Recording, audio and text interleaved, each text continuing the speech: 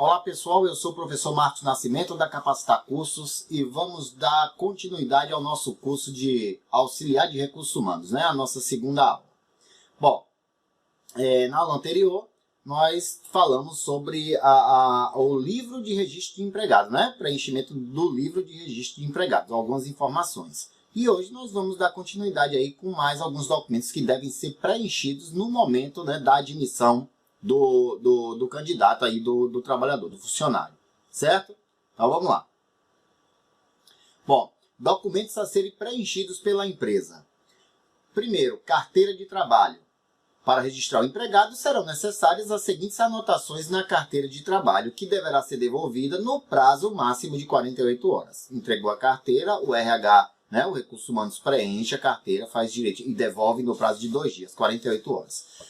Se precisar ficar mais tempo, tem que avisar a Delegacia Regional do Trabalho, a DRT, o motivo pelo qual a empresa tem que ficar mais tempo com a carteira. Isso pode acontecer? Pode.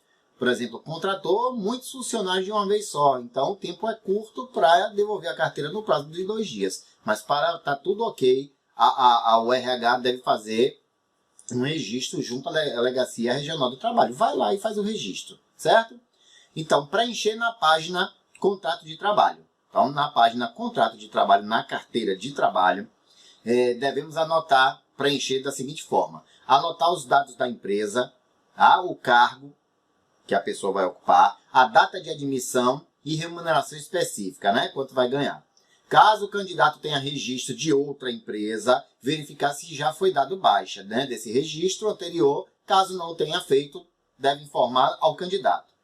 Ele veio de uma empresa, né, foi demitido lá e veio para cá, para essa empresa, para ser admitido. Você verifica a carteira e viu que o chefe lá anterior, a empresa anterior, não deu baixa, não colocou lá demitido na data tal, assim, e assinou e esqueceu. Então você avisa para ele voltar lá para resolver essa situação. Agora tem uma observação. O empregado pode trabalhar em outra empresa desde que sejam em horários diferentes, ou seja, é permitido ao trabalhador ter a carteira assinada em 2 lugares ao mesmo tempo, desde que não haja conflito, né, de horários. Ele trabalha de manhã numa empresa e de tarde em outra, certo? Tem problema nenhum. Mas se ele foi demitido lá e veio para cá e não deu baixa, ele tem que voltar lá para dar baixa na carteira para poder ser admitido nessa empresa. Seguindo. Aí nós temos uma imagem, né, com o desenho de uma carteira de trabalho. Eu preferi colocar o modelo antigo, que é para não ter dúvidas, tá? Hoje, nas carteiras atuais, a página não é branca e as empresas costumam colar um adesivo, onde está a informação. Aí, se vocês observarem, eu vou passar o mouse aqui, né, na página 12, ó, página 12 da carteira aqui. Essa carteira de trabalho, por sinal, é minha. É a minha carteira de trabalho. Foi a minha primeira assinatura. É antiga ela, tá? Mas eu tenho uma atual também. Então, ó, Multistampa, perdão, é o nome da empresa, ó, o nome da empresa com o CNPJ dela, tá? O endereço, a cidade e o estado, tá? O estabelecimento comercial e o cargo, balconista. Data de admissão, aí vem aqui a data de admissão, 5 de outubro de 94, registro número 12 na empresa, tá? A remuneração especificada na época, né? 1994, R$70 por mês. A assinatura do chefe lá, do dono da empresa. Quando eu fui demitido, aqui não entra no caso não, porque a gente está falando de admissão, né? Mas quando é demitido, ó, a assinatura aqui no finalzinho, ó, 31 de março de 95, aí a demissão. Saí daqui, entrei aqui, ó, 31 de março e em 1º de abril já estava entrando na outra, que era do mesmo dono. Ele demitiu de uma para admitir outra aqui, tá? Mas vamos só aqui, ó. Nome da empresa, CNPJ, endereço, local, qual cargo, data de admissão, qual o valor monetário a receber, e a assinatura do chefe aí, do dono da empresa. Assinou a carteira, tá? No contrato de trabalho. Preencher na carteira de trabalho a parte da opção pelo FGTS, que é o Fundo de Garantia por Tempo de Serviço. Aí vai colocar a data da opção, será a mesma data de admissão do funcionário, tá? O banco depositário, aí vai colocar o nome do banco onde será depositado o Fundo de Garantia, normalmente Caixa Econômica, né? Temos a agência, o número da agência depositária, a praça, ou seja, a cidade em que está localizada a agência, o estado, a unidade da federação onde se situou o banco e a empresa, né? O nome da empresa. E fica assim, ó. Vou mostrar aqui na carteira antiga. Na carteira antiga tinha o local certinho. fundo de garantia, a opção. Aí preenchi o que eu disse, a data, o banco, a agência, a cidade, o estado e a assinatura da empresa. Nas carteiras de hoje não tem mais essa parte, é uma página em branco, é uma forma de falar, né? Que a carteira hoje tem uma página meio azulada, outras esverdeadas, eles colam um adesivo com essa mesma informação, certo? Seguindo. As anotações gerais, que são as páginas em branco, tá vazia, né? As anotações gerais devem ser preenchidas nas seguintes hipóteses. Cadastro do PIS. Falei na aula anterior para vocês, né? O que é o PIS. Quem não está lembrado, volta lá e assiste a aula de novo. Conteúdo de prova, viu? Cadastro do PIS, se for o primeiro emprego, né? Aí vai colocar lá na carteira um carimbo ou mesmo um adesivo dizendo cadastrado como participante do PIS em... Aí vai dizer data tal, sob número tal, tendo conta no banco, agência, endereço. Aí na carteira fica assim, ó. Seja por meio de um carimbo, tá? Ou de um adesivo, dizendo aquilo aqui, ó, cadastrado como participante do PIS em Parará de 1995, sob número tal, tendo conta no Banco Caixa Econômica Federal, agência comércio, endereço comércio e assinatura. Certo? Seja um carimbo ou mesmo um adesivo colado informando aí nas anotações gerais sobre o PIS. Também lá nas anotações gerais o termo de contrato de experiência. Vamos lá. Primeiro exemplo. Você vai colocar na carteira. Admitido a título de experiência pelo prazo de 45 dias, conforme contrato assinado entre as partes, ficando automaticamente prorrogado por mais 45 dias em caso de não rescindido, né, até o primeiro prazo. Aí carimbo e assinatura do empregador. Bom, nós temos esse primeiro exemplo que o contrato ele se prorroga, né? 45 mais 45, fechando os 90 dias, que é o famoso 3 meses. Certo? Da experiência. E no segundo exemplo, aí ele já diz assim, o portador foi admitido a título de experiência por um prazo de 45 dias, conforme contrato assinado na sua data de admissão em, e a data. Então, ele não se prorroga. Passou os 45, a empresa não mandou embora, ele continua trabalhando lá com o que está na carteira de trabalho. Certo? Então, deve ser assinado o contrato de experiência e o contrato de trabalho. A carteira também deve estar assinada. Não existe isso de trabalha 3 meses para depois assinar a carteira, não. O trabalhador, nesse caso, quando a empresa faz isso, está perdendo fundo de garantia, tempo, né? O fundo de garantia, férias, décimo, ele perde tudo isso. Então, assina a carteira, assina o contrato de experiência. Um detalhe, o contrato de experiência tem que ter no mínimo 45 dias. Certo? Então, como eu disse, 45 mais 45. Mas ele pode fazer 50 mais 40, vai dar os 90, né? Quando é prorrogado. 60 mais 30, 70 mais 20. Desde que o mínimo seja 45 e o máximo não ultrapasse os 90 dias. Beleza? Vamos lá. E tem um exemplo aqui na carteira, ó. 2 exemplos. Em na página 44, vocês podem ver aí que, ó, admitido em 14 de outubro de 98 pelo prazo de 60 dias. Aí ele diz, se o contrato continuar após a data do término, se considerará prorrogado, tá? Até o dia 11 de janeiro de 99, ou seja, mais 30. Ele botou 60 mais 30. No exemplo de cá, a empresa já só colocou 45 dias direto, ó. Assinou o contrato de experiência por 45 dias, conforme o artigo 443, tá? Inciso tal da lei. Aí botou a partir do dia 1º de dezembro de 2005, ou seja, 45 dias. Quando acabou os 45, a experiência acabou e aí eu continuo trabalhando porque está assinado na carteira. Ok? Muito bem. Se tiver dúvida, já sabe, né? WhatsApp, privado. Promoções. Também, quando o funcionário é promovido de uma função para outra, isso deve ser colocado na carteira de trabalho lá nas anotações gerais. Exemplo. A partir de 1º de agosto de 2016, passou a exercer a função de auxiliar de escritório. Aí vai ter lá o carimbo e assinatura do empregador. Tá? Ele mudou de função, saiu de serviços gerais, passou a auxiliar de escritório. Não é? Então tem que colocar na carteira a alteração. Também vai para a carteira alterações de dados do empregador, como razão social ou mudança de endereço. Tipo, a empresa mudou a razão social, mudou o nome dela. Deixou de ser Capacitar Curso e vai ser Central do Reforço. Mudou de nome. A alteração da razão social vai para a carteira de que o funcionário deixou de trabalhar para aquela para ser para outra. Apesar de ser o mesmo dono, mas a razão social mudou. Informa. Além do registro do funcionário, devemos ainda verificar para efeito de contribuição sindical quando da admissão, se o funcionário já sofreu ou não o desconto referente ao ano. Caso ele não tenha contribuído, né, e esteja sendo admitido a partir do mês de março, iremos efetuar o desconto na folha do mês seguinte e ao da admissão. E ainda anualmente atualizar com desconto efetuado na folha. Vamos lá, traduzindo isso. Existe uma contribuição chamada contribuição sindical. Com essa reforma, a contribuição sindical existe, mas deixou de ser obrigatória. Tá? Deixou de ser obrigatória. Antes era obrigado. Todo mês de março de cada ano, uma vez no ano, todo mês de março, era descontado um dia do trabalhador para o sindicato. Certo? Contribuição sindical. Era uma vez por ano, sendo você afiliado ou não a qualquer sindicato. Uma vez por ano era doado ao sindicato. Então, quando era assim, a empresa tinha a obrigação de você foi admitido, né? Sei lá, mês de maio. Ela tinha que pegar sua carteira quando estava admitindo, o RH, olhar para ver se em março ele trabalhou em algum lugar e se já foi descontado. Se já tivesse sido descontado, não descontava de novo, porque é só uma vez no ano. Mas se não foi descontado, a empresa ia fazer o quê? Admitiu em maio, não desconta em maio. Desconta no mês subsequente, no mês de junho, né? Como está dito ali, no mês subsequente, no mês depois, na folha do mês seguinte. Beleza? Bom, como mudou a regra, então hoje é o seguinte, só desconta se o funcionário quiser, não é mais obrigatório. Tá uma confusão também, uma briga na justiça aí dos sindicatos, que perdeu muito dinheiro, né? Imagine todos os trabalhadores do país, uma vez por ano, contribuindo com um dia do seu salário para os sindicatos. É muito dinheiro, então eles estão brigando. Mas por hora é opcional, certo? Seguindo.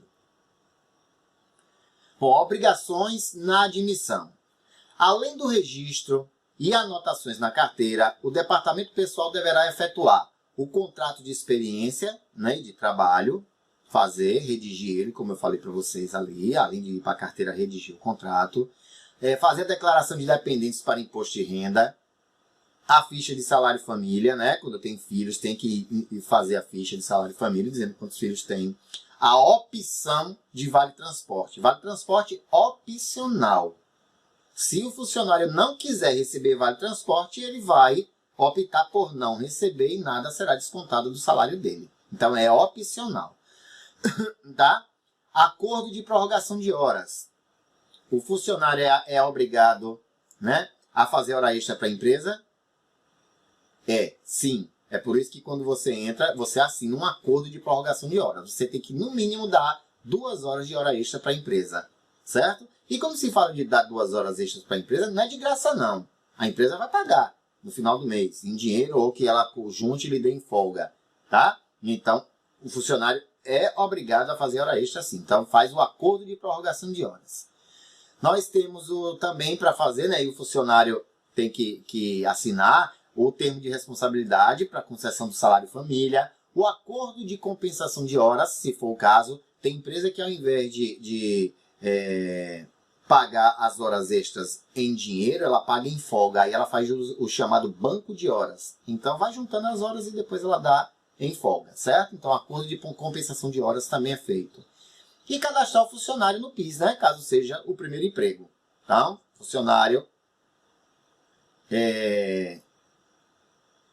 a empresa tem que cadastrar o funcionário no primeiro emprego aí, no PIS, quando é o primeiro emprego, certo? Vamos lá, agora vamos para uma parte aqui que é interessante, não é difícil, é só ter atenção, que é uns cálculos aí sobre a folha de pagamento. Inicialmente, temos como ponto principal efetuarmos um cálculo básico da folha de pagamento que se divide em 2 partes, a saber, temos proventos, né, que é o que você recebe, está entrando no contra-cheque, e descontos. Existem vários tipos de remuneração. Neste módulo, trataremos das seguintes: mensalistas e horistas. Então, vamos lá. Informações básicas para calcular o valor devido ao funcionário. Primeiro, tem que saber o salário, né? Quanto ganha? O salário base será aquele definido pelo empregador no ato da contratação. Existem vários tipos de salários, como por mês, né, que é o mensalista, por hora, horista, por comissão, tá, que é o comissionado, entre outros. Tá? Tem um comissionado, tem um diarista, né, ele trabalha e ganha pelos dias em que ele, né, trabalhou. E tem a remuneração, que entende-se como remuneração o salário acrescido, né, dos adicionais, como, por exemplo, horas extras, adicional de periculosidade, de insalubridade e outros. Remuneração entende-se como salário mais adicionais. Eu vou falar e explicar, tá, sobre os adicionais para vocês. Então, o que é cada um. Então, remuneração entende salário mais adicional. Desculpa, é isso mesmo, salário acrescido dos adicionais, certo? Então, vamos lá. A jornada mensal. Jornada mensal é a quantidade de horas trabalhadas por mês pelo colaborador. Como padrão, essa jornada é de 220 horas por mês, podendo variar, né, conforme a profissão a que pertence, como, por exemplo, o telefonista, que trabalha 36 horas semanais, logo 180 horas por mês. Nesse curso, iremos efetuar os cálculos das folhas dos tipos de salários mais comuns, mensalistas e horistas. Outra coisa, nós vamos trabalhar também com a carga horária mais comum, que é a de 220 horas, tá? Ele só exemplificou ali, nesse slide, como vocês estão vendo aí, o telefonista, que é de 36 horas, 180 por mês. Mas a gente vai trabalhar com o peão, né, mais comum aí, que é 220 horas mensais. Beleza? Então vamos lá. Jornada diária. Para encontrarmos a quantidade de horas que o colaborador trabalha por dia, iremos dividir a jornada mensal por 30. Logo, teremos a seguinte fórmula. JD, que é jornada diária, é igual a jornada mensal dividido por 30. Então, a gente faz a continha. Ó. Para uma jornada mensal de 220 horas, aí vai lá. JD, que é jornada diária, é igual a 220, que é a jornada mensal, dividido por 30. Então, a jornada diária será de 7,33 em média, né? Diário, que é a famosa 8 horas, as famosas 8 horas. Já sabe, né? Jornada diária divide o número de horas que você trabalha por mês por 30 e você vai saber quantas horas você trabalha por dia. Proventos. Proventos são o que acrescenta, né, no salário, como eu disse. Adicional noturno, periculosidade, horas extras, adicional salário família, insalubridade e outros, que será explicado na sequência. Salário, valor devido e pago diretamente pelo empregador a todo funcionário pelo serviço prestado. Existem vários tipos de salários, sendo que os mais comuns são mensalista. Funcionário mensalista é aquele que no momento da contratação tem seu salário definido por mês.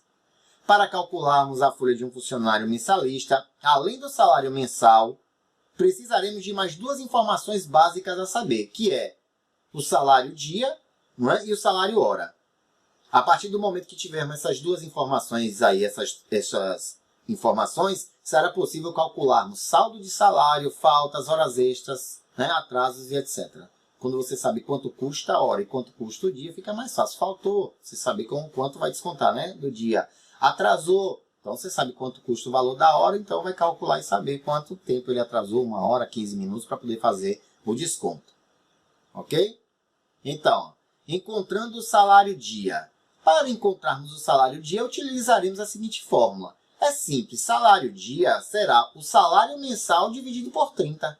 Não é 30 dias no mês? Você divide o salário por 30 dias, tá? Então, se a gente pegar o nosso salário atual, R$ 1.045, dividido por 30. Então, o salário dia do trabalhador hoje que ganha o salário mínimo é R$ 34,83. Salário dia, R$ 34,83. Tá? Aí, como é que eu encontro o salário hora? Eu vou pegar o valor do dia e dividir pelas horas que ele trabalha por dia. Ou também posso pegar o valor total do salário, 1.045, e dividir pela carga horária mensal, que é 220 horas, que é o exemplo que está aí. Tá? Encontrando o salário hora. Para encontrarmos o salário hora, utilizaremos a seguinte fórmula. Salário hora, tá? É o salário mensal dividido pela jornada mensal. Está lá o cálculo. 1.045 dividido, que é o salário mínimo, né, dividido pelas 220 horas do mês. Vai dar R$ 4,75 para trabalhadores de regime de 44 horas semanais. Ou seja, a cada hora que você trabalha, né, com o salário mínimo de 1.045, você está ganhando R$ 4,75. Dinheirão, né? Esse é o valor atual do salário. Sempre que vocês precisarem, posteriormente, né, quando estiverem já no mercado atuando, o cálculo é o mesmo, só muda o valor do salário, né? O salário aumentou, agora o salário é, sei lá, 1.200, 1.100, 1.500, sei lá. Vai ser a mesma coisa, pega e divide pela jornada mensal, aí você encontra o valor dia, ou pegar o valor total do mês, valor do mês dividido pela jornada mensal, né? Pela jornada mensal. Aí você vai encontrar o valor hora, certo? Seguindo. Para encontrarmos o valor que será devido ao mensalista como saldo de salário, faremos o seguinte cálculo. Vai ser saldo de salário, será salário mensal dividido por 30 vezes os dias que ele trabalhou. Exemplo, né? Ele não trabalhou o mês inteiro, ele começou a trabalhar lá, no exemplo aí parece, se não me engano, está no dia 5. Então, ele não tem uns 30 dias, ele tem só 26 dias, né, para receber. Então, ó, antes de fazer o cálculo, observação. Funcionário contratado como mensalista não recebe dia 31. Logo, a divisão será sempre por 30. E a contagem de dias também será até dia 30, inclusive no mês de fevereiro. Então, não tem cálculo. Ah, esse mês é de 31, o cálculo vai ser por 31. No mês que vem é mês de 30. Não, sempre a conta será por 30, certo? É padrão. Então, admitindo-se que um funcionário foi admitido no dia 5 de janeiro, teremos o seguinte. Saldo de salário, né, que é os dias que ele trabalhou, será igual ao salário do mês dividido por 30 vezes os dias que ele trabalhou. Então, teremos 1.045 dividido por 30, tá? Vezes, que dá 34,83, vezes 26 dias, que dá R$ 905. Então, ele vai receber somente proporcional aos 26 dias do mês. 905,58. Cuidado na hora de contar. Tem gente, eu sei contar, mas se atrapalha. Se atrapalha. Aí, do dia 5 que essa pessoa aí trabalhou até o dia 30, dá 26 dias. Tem gente que diz, não, 5 mais 25 dá 30. Se o dia 5 não conta não, conta. Não é? É como eu digo aqui, o curso terá duração da semana do dia 25 a 29 de maio. De 25 a 29 de maio, pessoal, 4 dias. Não é 4, é 5. Ah, não, é 4, que 25 mais 4 dá 29. E o 25 não conta não? 25, 26, 27, 28, 29. Entendeu? Estou fazendo uma conta simples para você entender que isso pode fazer diferença numa conta maior. E o peão vai para a porta do RH lá reclamar do dia que está faltando, que você não contou. Certo? Então, muita atenção na hora de contar. Fizemos mensalista, agora vamos falar de horistas, tá? Para calcularmos a folha de um funcionário horista, além do salário hora, precisaremos de mais uma informação básica e uma outra que será utilizada quando formos efetuar o cálculo de férias e 13º salário. Então, teremos que descobrir quanto é o salário dia do horista e quanto é o salário mensal. A partir do momento que tivermos estas informações, não será também possível calcular a mesma coisa do outro, né? Faltas, hora extra, atraso, etc. Então, para encontrarmos o salário dia, utilizaremos a seguinte fórmula. Agora é simples, né, gente? No outro a gente dividiu, agora a gente multiplica. Então, quanto é o salário dia do horista? Aí a gente tem que fazer o quê? Quanto ele ganha por hora e multiplicar pelas horas que ele trabalha no dia. Aí eu tenho o salário dia. Ali no caso, R$ 4,75 vezes as horas do dia, que é 7,33, que a gente calculou, não foi? Então dá 34,83. É o salário dia do horista, em cima do salário atual, né? Para encontrarmos o salário mensal, utilizaremos a seguinte fórmula. Então, quanto é que o horista ganha por mês? É só eu pegar o valor do dia e multiplicar pelo número de dias que ele trabalhou no mês. Então, teremos, eu aqui fiz a conta em cima dos 30 dias, né? Ou você também pode multiplicar o valor da hora vezes a jornada mensal, que vai dar no mesmo, certo? Então, teremos aí, o salário mensal será igual a o valor da hora, 4,75, vezes a jornada mensal, que é de 220 horas. Vai dar 1.045. Tá? É porque essa conta tem duas formas de fazer. Eu posso fazer o valor da hora vezes a jornada mensal, mas eu posso fazer o valor do dia, né, pelos 30 dias, que vai dar os mesmos R$ 1.045. Ok? Muito bem. Vocês podem anotar, tem um sitezinho chamado Cálculo Exato. Além do site, tem um aplicativo, tá? Cálculo Exato. É ótimo para fazer essas contas aí também. Isso para você, pessoal, para o trabalho também vai ajudar. Mas no trabalho você tem que saber preencher o documento, né? Seja no computador, na planilha ou à mão, você tem que fazer essa conta aí. E a conta é simples, é dividir ou multiplicar. Ok? Muito bem. O funcionário horista, diferente do mensalista, deverá receber na íntegra os dias do mês, ou seja, 28, 30, 31. Lembra que eu disse que o mensalista não, é tudo só por 30, né? Mas o horista não, ele é pelos dias que ele trabalha no mês. Se ele trabalhar 28, 28, 30, 30, 31, 31. E ainda deverá se destacar dos dias úteis, tá? E o descanso semanal remunerado. O DSR é a folga, domingo. Encontrando os dias úteis, né, do mês. Total de dias do mês, ou total de dias, né, contando a partir da data de admissão, caso seja admitido naquele mês, menos domingos e feriados. Então, para exemplificar aí, traduzindo, dias úteis será igual dia dos mês menos o DSR, que é o descanso semanal remunerado. Aí ele pegou como exemplo o mês de julho. Dias úteis. Quantos dias tem o mês de julho? 31. Aí menos os domingos. 5 domingos. Então, os dias úteis do mês de julho será 26 dias. Atenção, viu? Senão você se atrapalha. Você pegar novembro. Quantos dias tem o mês de novembro? 30. Quantos domingos? 4. 30 menos 4, 26. Acabou a conta? Não. Novembro tem 2 feriados. Abate também. 2 de novembro, dia de finados. 15 de novembro, proclamação da República, 2 feriados. Então, em vez de diminuir 4, né, que é 4 domingos mais 2 feriados. Então, eu terei 30 menos 6. Então, serão 24 dias úteis no mês de novembro. Ok? Então, DSR, eu já falei, é o descanso semanal remunerado. Tá? O DSR é igual à quantidade de domingos e feriados, que no mês 7 é igual a 5. Ok? Muito bem. A aula de hoje fica por aqui. Para vocês refletirem bem sobre esses cálculos, dá uma olhadinha. Vai cair na prova, pode cair na prova. Então, vocês tirem toda e qualquer dúvida que tenham no PV, tá? No privado. Ok? Espero que vocês tenham gostado da aula. Um abraço e até a próxima.